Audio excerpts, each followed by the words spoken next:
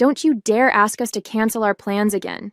We've had these Elton John tickets for months, my mother yelled, her voice echoing through my hospital room. I sat there, stunned, clutching my phone with trembling hands. It was Christmas Eve at Las Vegas Medical Center. Just me, my 2-year-old twins Ethan and Emily playing quietly in the corner, and a nurse named Valerie checking my vitals. The pain in my abdomen was excruciating, like someone was twisting a knife inside me, but the look of indifference on my mother's face through the video call hurt even more. My name is Natasha Wilson. I'm 33 years old, and for as long as I can remember, I've been the afterthought in my own family. My younger sister Jessica, the golden child, could do no wrong in my parents' eyes. Meanwhile, I couldn't even get them to watch their only grandchildren while I underwent emergency surgery for complications related to my husband's death 6 months ago. The doctors had found internal bleeding that required immediate attention, but all my parents cared about was their concert tickets and celebrating Christmas Eve with Jessica. When I finally asked for their help after exhausting all other options, my dad's response cut deeper than any surgical tool could. "You're becoming a real nuisance and burden, Natasha. We're retired now. We deserve to enjoy our lives without your constant problems. I've been supporting my parents financially since they took early retirement 3 years ago. Every month, without fail, I sent them $2,500 to help with their mortgage and expenses, even after James died. I did it out of love and duty, believing family should support each other. How foolish I was." As my tears fell silently onto the hospital blanket, Valerie gently squeezed my shoulder. "My friend Olivia is a professional nanny who specializes in childhood trauma. Let me call her for you," she offered, her kindness a stark contrast to my parents' callousness. The twins were still too young to understand what was happening. They'd already lost their father to a car accident. Now they might lose me too if the surgery went wrong. The thought terrified me, but not as much as leaving them with people who saw them as burdens. In that moment, with pain shooting through my body and disappointment crushing my heart, I made my decision. "Yes, please call her," I told Valerie, and with those words, I began cutting the poisonous ties to the people who had raised me, but never truly loved me. As I hung up the phone, a wave of memories washed over me. My childhood had been filled with moments of being overlooked, while Jessica received all the attention. When I graduated college with honors, my parents barely acknowledged it because Jessica had been cast in a local commercial that same weekend. When I married James, they complained about the wedding venue being too far from their home. Even when the twins were born, they visited only once, claiming the babies were too fussy for their liking. James had been my rock through it all. He understood the pain of family disappointment, having been estranged from his own father for years. "We'll build our own family," he would say, "one that knows how to love." And we did, creating a warm home filled with laughter and acceptance. But 6 months ago, a drunk driver stole him away, leaving me to raise our children alone while battling depression and grief. Despite my loss, I continued supporting my parents. I even increased the monthly amount when they mentioned struggling with inflation. I wanted to be better than them, to show that family should stand by each other no matter what. The irony was crushing. Here I was, bleeding internally, possibly dying, and they couldn't miss one concert to care for my children. Valerie returned with news that her friend Olivia would arrive within the hour. "She's amazing with kids," Valerie assured me. She used to work with trauma victims at the children's hospital before becoming a private nanny. "How much will this cost?" I asked, worry creeping into my voice. Medical bills were already piling up since James's insurance coverage had limitations. "Don't worry about that now," Valerie said. "Let's focus on getting you ready for surgery." But I was worried. I thought about the $2,500 I was scheduled to transfer to my parents next week. Money that could now help pay for childcare instead. The thought sparked something inside me, a flame of self-preservation that had been extinguished years ago. When Olivia arrived, she was everything Valerie had promised, kind, professional, and immediately connecting with the twins. As hospital staff prepared me for surgery, I made a decision. "Could you bring me my phone one more time?" I asked Valerie. With shaking hands, I sent 2 messages. The first was to my bank, canceling all future automatic transfers to my parents' account. The second was to my parents. I will no longer be providing financial support. My children and I deserve better than being your afterthoughts. Don't contact me again. As they wheeled me toward the operating room, I felt something unexpected through the pain and fear: freedom. The surgery was successful, but left me weaker than anticipated. I spent 5 days in the hospital, drifting in and out of consciousness, grateful for Olivia, who had gone above and beyond by staying with the twins in my hospital room during the days and taking them to my apartment at night.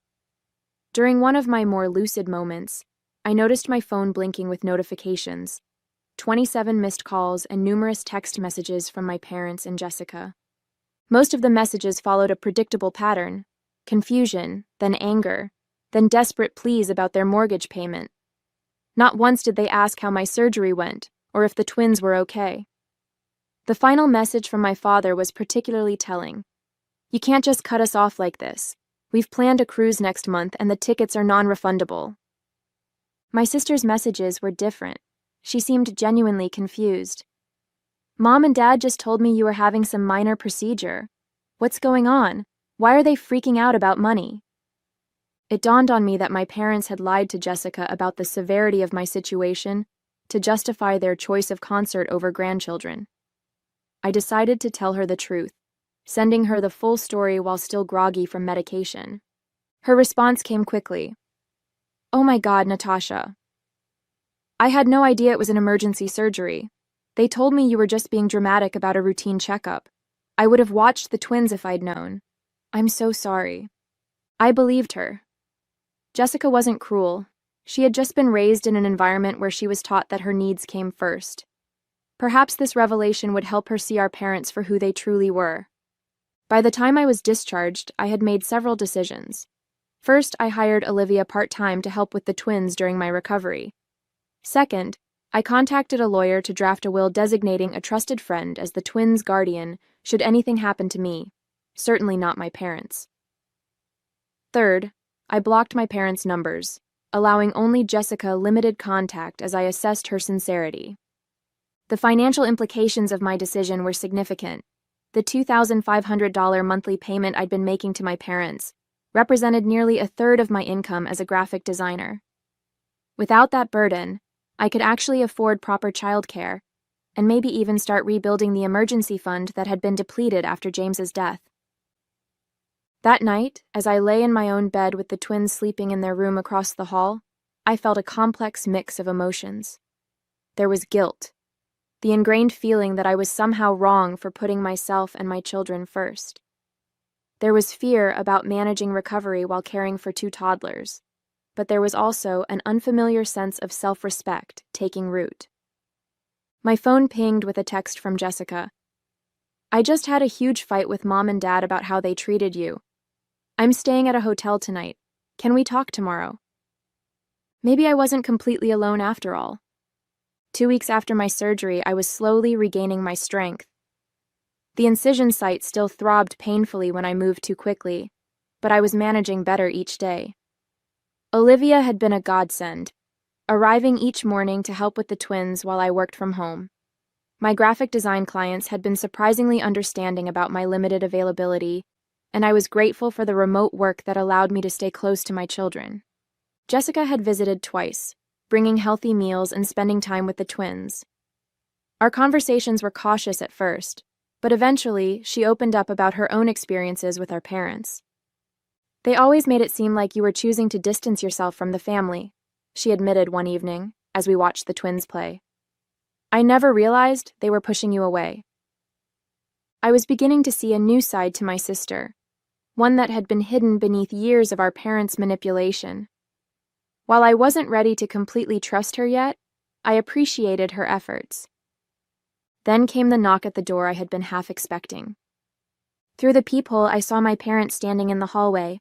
My mother was clutching her designer purse nervously, while my father stood with his arms crossed, familiar impatience etched on his face. I hesitated, heart pounding, before opening the door just enough to speak through the gap. What do you want? I asked, my voice steadier than I expected. Natasha, darling, we've been so worried, my mother began, her sugary tone immediately raising my defenses.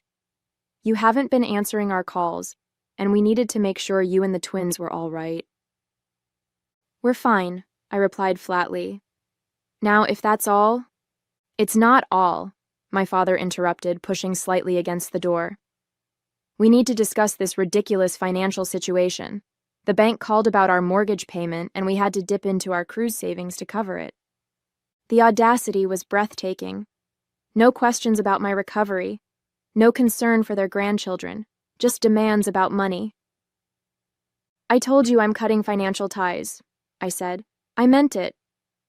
But sweetie, my mother pleaded, her voice rising an octave, we've come to depend on that money. Your father and I adjusted our lifestyle based on your commitment to help us. My commitment? I echoed in disbelief. I've been sending money out of guilt and obligation while you couldn't even watch your grandchildren during my emergency surgery. My father's face darkened. That's not fair, Natasha. We had plans. Plans more important than my children's safety, more important than my life, I replied, anger rising. Do you know what the doctor said? There was a chance I might not survive that surgery. Did you even bother to ask? Their silence was answer enough. We made one mistake, my mother whispered dramatically. Are you really going to punish us like this? This isn't punishment, Mom. This is consequence, I said, feeling a strange calm overtake me. I've spent my entire life seeking your approval and support, and in my moment of greatest need, you chose Elton John tickets over helping me. We're your parents, my father interjected, his tone shifting to demand respect. And I'm a parent too, I countered. I would never treat Ethan and Emily the way you've treated me. Never. Just then, Emily toddled into view, clutching her stuffed giraffe. My mother instantly switched tactics. There's my precious grandbaby, she cooed, bending down. Grandma brought presents. Emily, unfamiliar with these relative strangers, backed away and looked at me with uncertainty in her eyes. I think you should leave, I said quietly.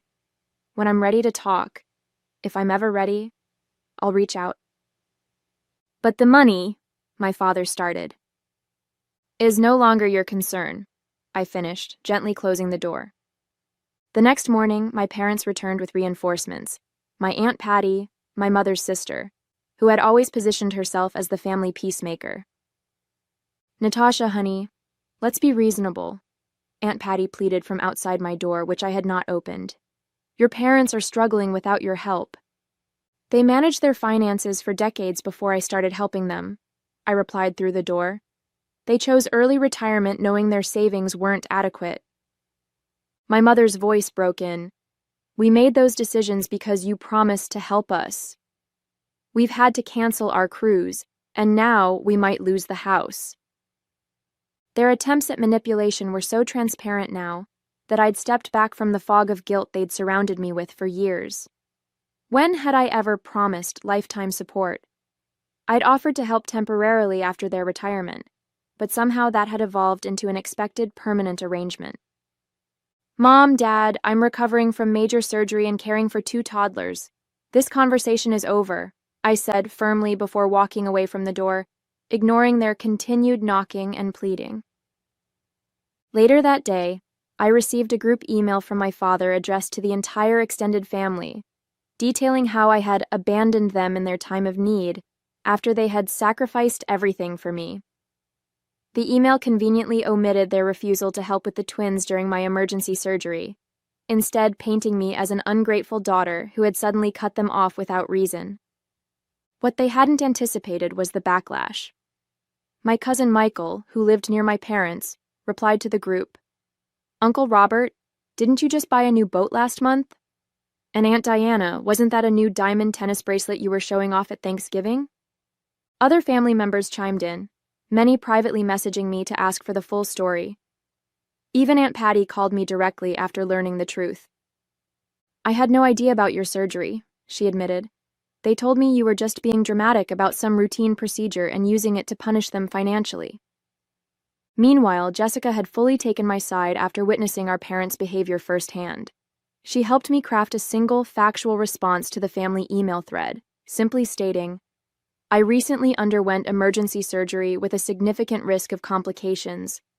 My parents refused to watch my children during this time because they had concert tickets. I am now focusing on my recovery and caring for my twins without additional stress." The support that followed was overwhelming. Cousin Michael's wife dropped off home-cooked meals. A second cousin I barely knew offered her services as a part-time babysitter free of charge. Jessica started spending weekends at my apartment, getting to know her niece and nephew while helping me recuperate. Most surprisingly, Valerie from the hospital connected me with a support group for young widowed parents. Their first meeting was held via Zoom so I could participate from home, and for the first time since James died, I felt truly understood by people who had walked my path. My parents' financial situation, meanwhile, deteriorated quickly. They had indeed been living beyond their means, counting on my monthly contributions to maintain their lifestyle of travel and luxury purchases. Jessica discovered they had taken a second mortgage on their house a year ago to buy their boat, assuming I would continue subsidizing their primary mortgage indefinitely. "They've been lying to everyone," Jessica said, shocked after helping them review their finances at their request. "They're not destitute, they're just overspent. They'd be fine if they sold the boat and vacation timeshare." Their increasingly desperate voicemails and texts continued, but with each passing day, their hold on me weakened.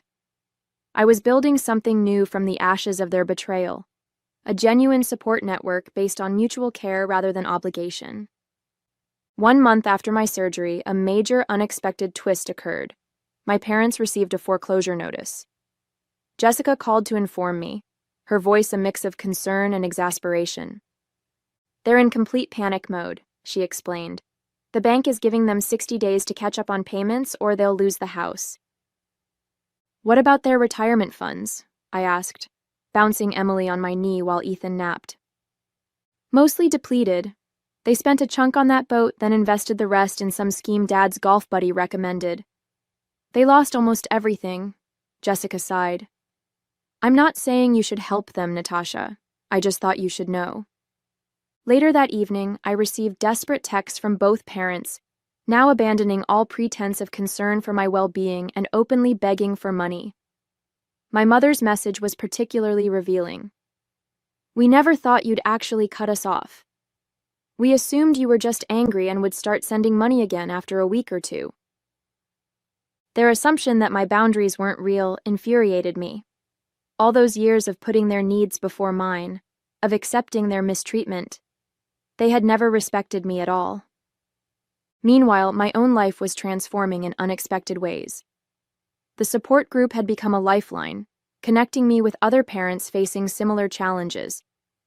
Through them, I met Diana, a real estate agent whose husband had died of cancer 2 years earlier, leaving her with a 3-year-old son. She helped me consider options I hadn't thought possible, like selling my too-small apartment and using the equity to move to a more affordable neighborhood with better childcare options. I'd also started a small side business designing memorial websites, inspired by the one I'd created for James. Several members of my support group had commissioned sites, and word was spreading. For the first time since becoming a widow, I felt a sense of purpose beyond mere survival. The contrast between my growth and my parents' collapse became even more apparent when they showed up unannounced at my apartment again, this time with a detailed spreadsheet of their debts. "We need $14,000 to catch up on the mortgage and avoid foreclosure," my father explained, his usual authoritative tone now tinged with desperation. I invited them in, not out of obligation, but because I was curious to hear their perspective now that they were truly facing consequences. "What about selling the boat?" I asked, gesturing for them to sit at my small dining table. "We'd take a loss," my father protested. "And the timeshare?" "We've tried, but the market is terrible," my mother added quickly. "Besides, those are our retirement luxuries." I almost laughed at the absurdity. Luxuries you can't afford. We could afford them with your help, my father countered, his tone hardening. It's the least you could do after everything we've done for you. What exactly have you done for me? I asked quietly, the question hanging in the air like a challenge. The twins chose that moment to toddle into the room, Ethan clutching his favorite truck and Emily babbling happily.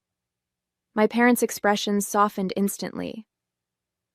There are our precious babies, my mother cooed, reaching for Emily, who promptly hid behind my legs. They don't know you, I stated simply. You've seen them, 3 times in their lives?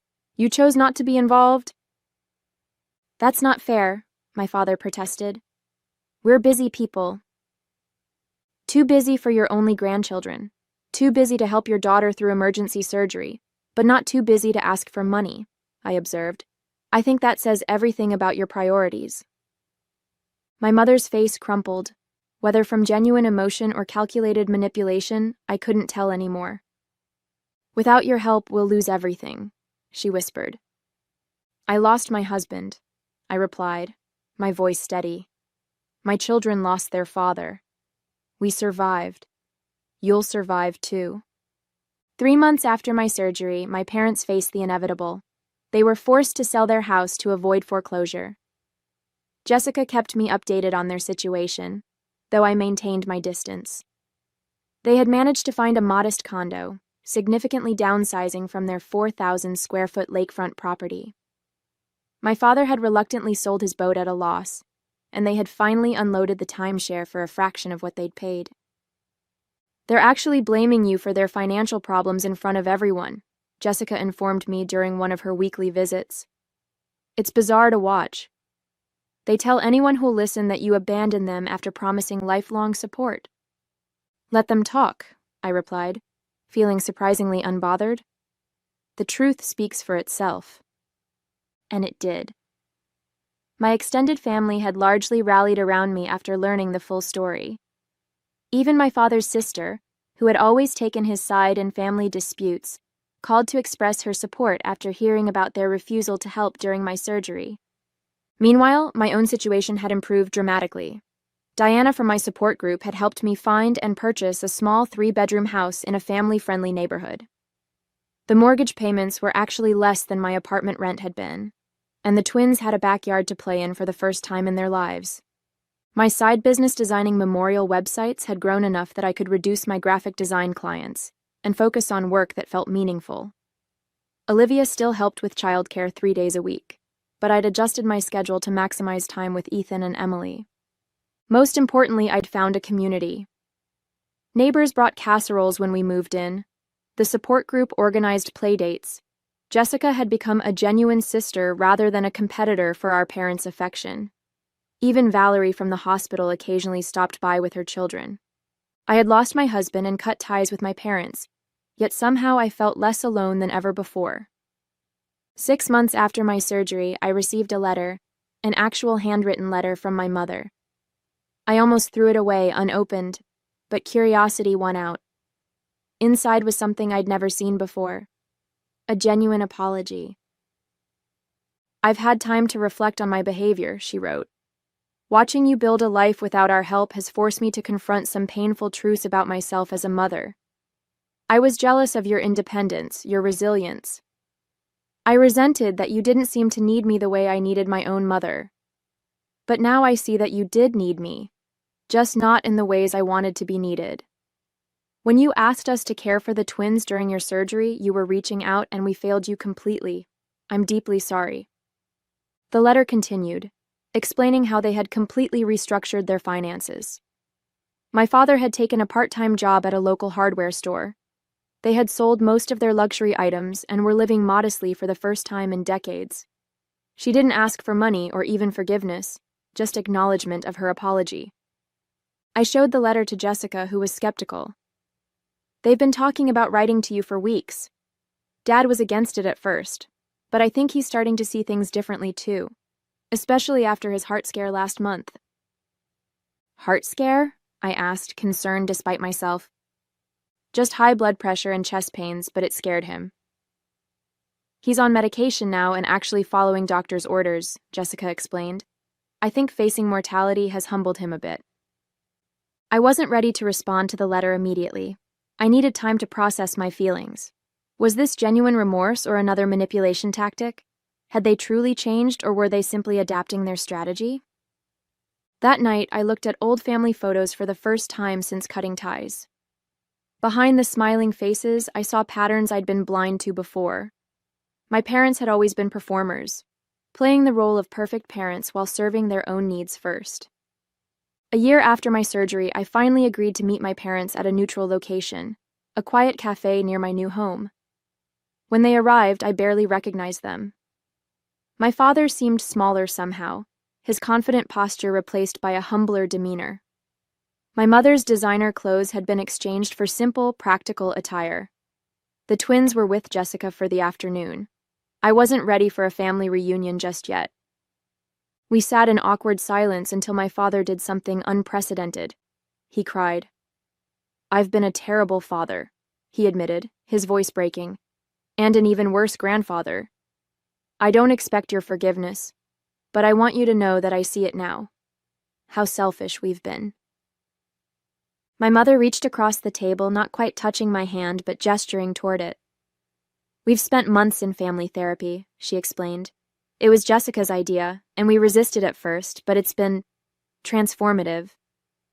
I didn't rush to forgive them or make promises I couldn't keep. Instead, I shared pictures of the twins and told them about our new life. They listened without interrupting, without making it about themselves, perhaps for the first time ever. As we parted, my father asked quietly, "Would it be possible someday to know our grandchildren?" I considered this carefully before answering. "That depends on your actions, not your words.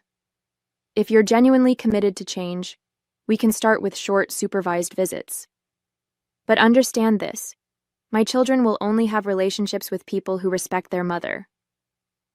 Walking away from that meeting, I felt neither the crushing weight of obligation nor the burning resentment that had defined our relationship for so long. Instead, I felt something new, the calm assurance of a woman who knew her worth, who had created boundaries and would enforce them without apology. Whether my parents could truly change remained to be seen, but I had already transformed, from a daughter desperate for approval into a mother fierce in her protection and clear in her expectations.